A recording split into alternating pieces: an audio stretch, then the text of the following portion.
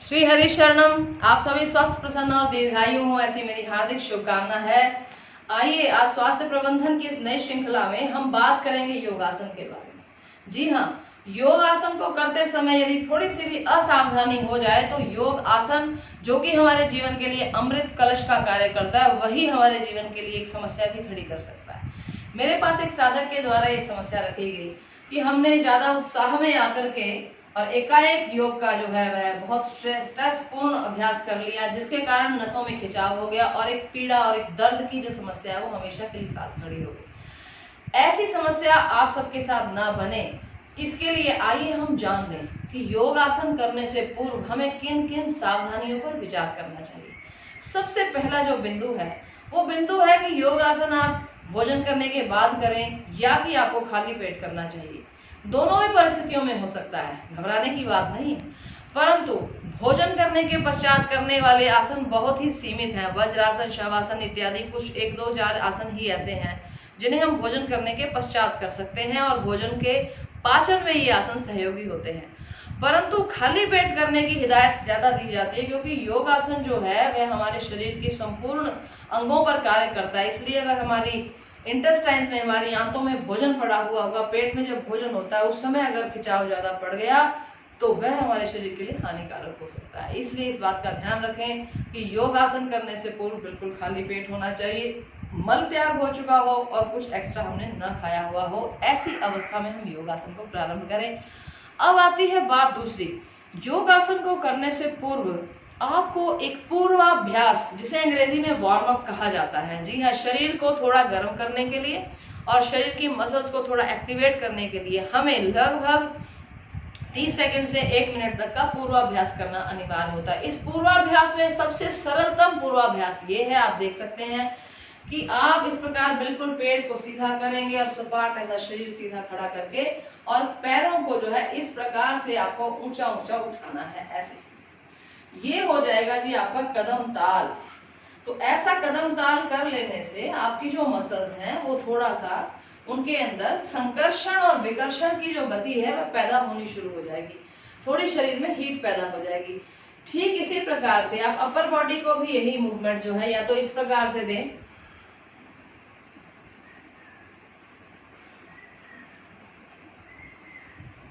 अपने कंधों का जो है ये परिवर्तन क्रिया को करते रहें, परिवर्तन क्रिया कही जाती है। या इस प्रकार से यहाँ हाथ लगा कर ये आप इसको जठर परिवर्तन कहा जाता है। ये बिल्कुल साधारण क्रियाएं हैं। इसको लगभग 30 सेकंड से 1 मिनट तक आपको इस प्रकार से वार्म अप या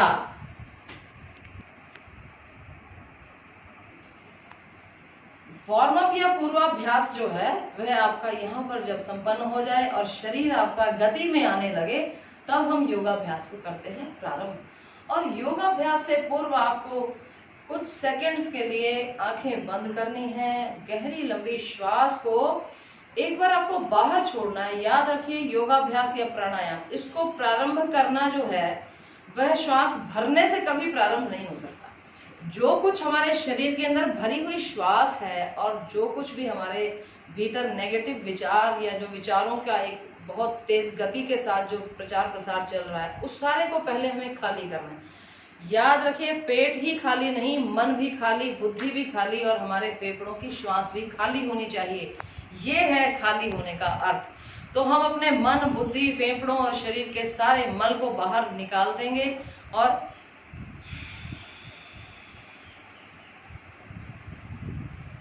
यहाँ इस पोजीशन में अब हमारा योगाभ्यास प्रारंभ होता है, जब आप बिल्कुल खाली हो चुके हैं।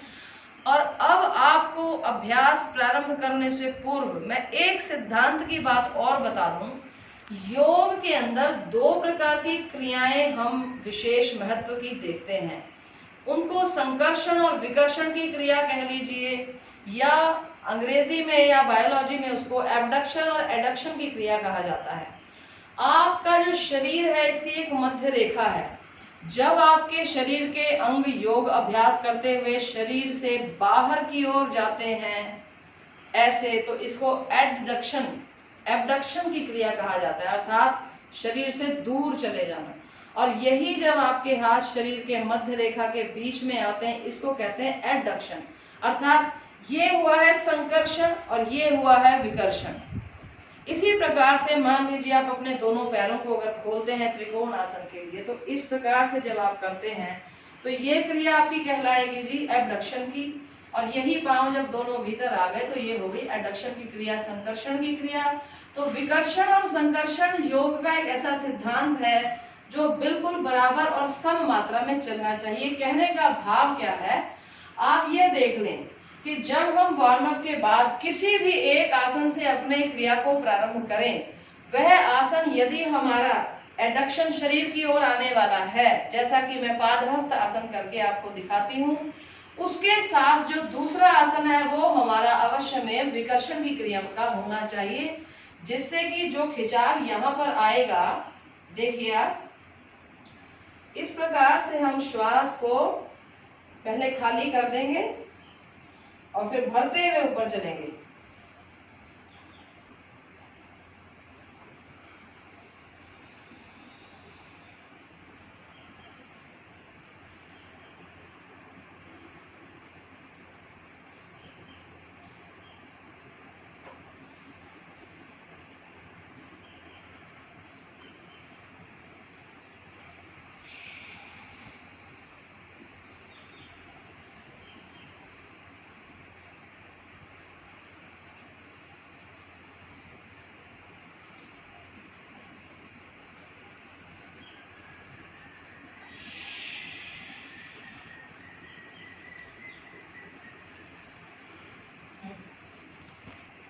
तो आपने देखा कि हमारा शरीर जब आगे की मूवमेंट में गया पादहस्त आसन में, तो ये हमारे एड़ी से लेकर के और पूरा जो है यहाँ सिर की चोटी तक दोनों ही ओर की जो हमारी मसल्स हैं, वो सारी की सारी मसल्स जो हैं, बैक वाली मसल्स में आया है खिंचाव, और फ्रंट की जो हमारी मसल्स हैं उनमें एक तरह का आया है दबाव, वे आपस में ऐसे सप्रेस हुई हैं।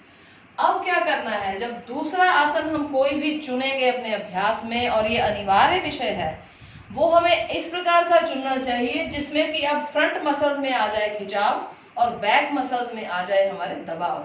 तो इस प्रकार से जब हम इस खिंचाव और दबाव, इस संकर्षण और विकर्षण की क्रिया को बैलेंस बना करके, सम बना करके जब हम योगाभ्यास को करते जाएंगे, तो उसमें फिर हमें कोई समस्या नहीं आएगी। कभी संभव ही नहीं है कि आपको खिंचाव आ जाए। इसी का एक और उदाहरण मैं आपके सामने रखने जा रही हूँ, वो है सुप्त वज्रासन। और सुप्त वज्रासन को जब हम करेंगे तो कौन सी मसल्स हमारी स्ट्रेच होंगी और कौन सी रिलैक्स होंगी, और उसके पश्चात हमें कौन सा आसन करना है, तो वो आप देखिए।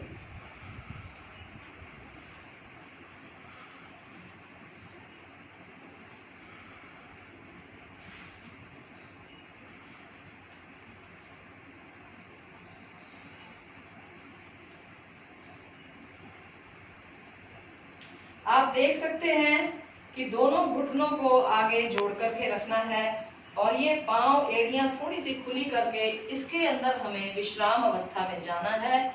आप ध्यान से देख सकें, ये देखिए दोनों जो पांव के तलवे हैं वे ऊपर की ओर, इन तलवों पर हमें इस प्रकार से अपने हाथ टिका करके और ऐसे आराम से यहाँ पर हमें ऐसे लेट जाना है, और दोनों हाथ इस प्रकार से योग मुद्रा बनाते हुए बिल्कुल रिलैक्स करना है हमें। अब आप इसमें देख सकते हैं कि यहाँ जो पैरों के पीछे की मसल्स हैं वो इस समय दबाव में है, ऊपर वाली खिंचाव में है, ये मसल्स खिंचाव में है और बैक वाली हमारी दबाव में है। कंधे हमारे बिल्कुल रिलैक्स्ड है, और यहाँ इस अवस्था में हम श्वास का ध्यान करते हुए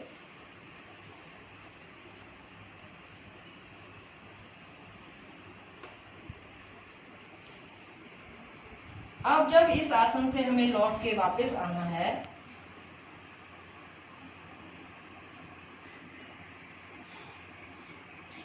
तो इस प्रकार से जब आए, तब इस ही आसन के विपरीत करनी मुद्रा जो है वह हमें एक करनी चाहिए।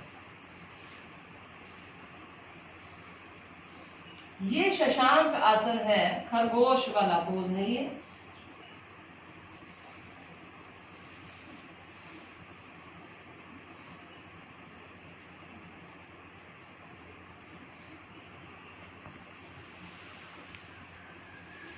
तो इस प्रकार से आप समझ सकते हैं, जब हमने शशांक आसन को किया है तब हमारी जो मसल्स हैं वो विपरीत दिशा में चली गई हैं। बस यही एक योग का ऐसा सिद्धांत है जिसको हमें अवश्य फॉलो करना चाहिए, जिससे कि हमें योग का कोई नुकसान ना हो, कोई हानि ना हो, हमें पूर्ण लाभ जो है वह प्राप्त हो जाए।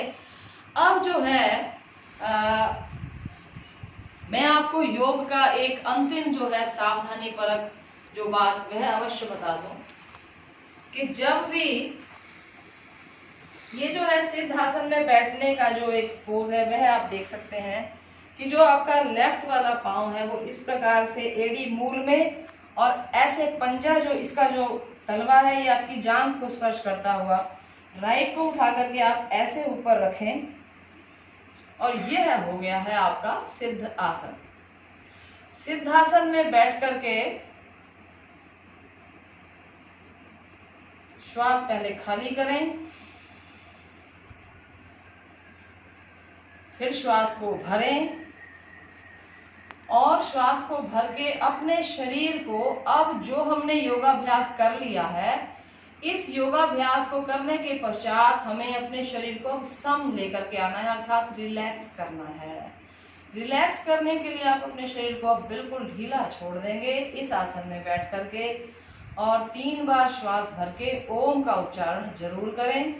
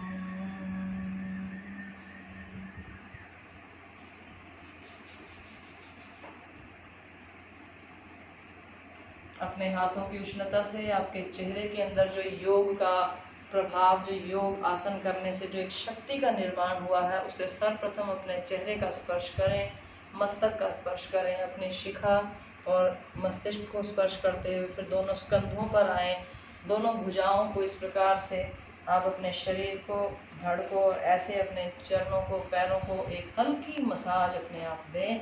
और अब आप महसूस करें कि इस स्पर्श से पूर्व आपके शरीर में शक्ति निर्मित तो हुई थी, परंतु इस स्पर्श के साथ वह शक्ति जो है आपके रोम रोम के अंदर समा चुकी है।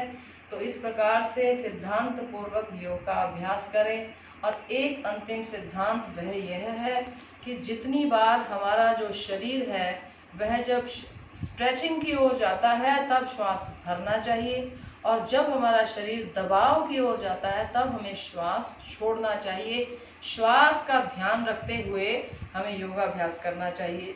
प्रत्येक आसन से हमें शारीरिक लाभ मिलता है, मानसिक लाभ मिलता है, आध्यात्मिक लाभ मिलता है और एक मिलता है हमें प्राणिक लाभ, अर्थात हमारे प्राण के अंदर बहुत ज़्यादा ऊर्जा का निर्माण होता है। वह ऊर्जा का निर्माण तभी हो सकता है जब हम आसन को करते समय, मान लीजिए अभी अगर हम सुप्त सिद्धासन करें और आगे की ओर जाएं तो शरीर हमारा दबाव में आएगा। ऐसी स्थिति में जब दबाव पड़ रहा है तो हमें श्वास बाहर निकाल देना चाहिए, और जब हम वापस आएंगे तब शरीर जो है वह स्ट्रेचिंग में आएगा, तब हमें श्वास भरना चाहिए। ज्यादातर सिद्धांत इसमें यही चलता है कि जब towards mid line of body आना है तो श्वास छोड़ना है, और जब away from mid line body को जाना है तब हमें श्वास को भरना चाहिए। यह जो सिद्धांत है श्वास का, तो इन 5 सिद्धांतों को मैंने आपको बताया है। सबसे पहला खाली पेट या भरे पेट होना चाहिए, दूसरा है वार्म अप का सिद्धांत, तीसरा है संकर्षण और विकर्षण का सिद्धांत, चौथा जो सिद्धांत है वह सिद्धांत है कि रिलैक्सेशन का सिद्धांत, शरीर को रिलैक्स जरूर करना चाहिए। पांचवा है प्राण का सिद्धांत। इन पांचों सिद्धांतों पर आधारित अगर आप योग का अभ्यास करेंगे तो योग आपके लिए बन जाएगा अमृतमय, योगमय, अमृतमय जीवन जिए और शतायु होकर के स्वस्थ और कर्मठ जीवन जीते हुए ही हमें रहना चाहिए। यही मानव जीवन का लक्ष्य है। हरि ओम। अगली कड़ी में फिर आपसे मिलते हैं।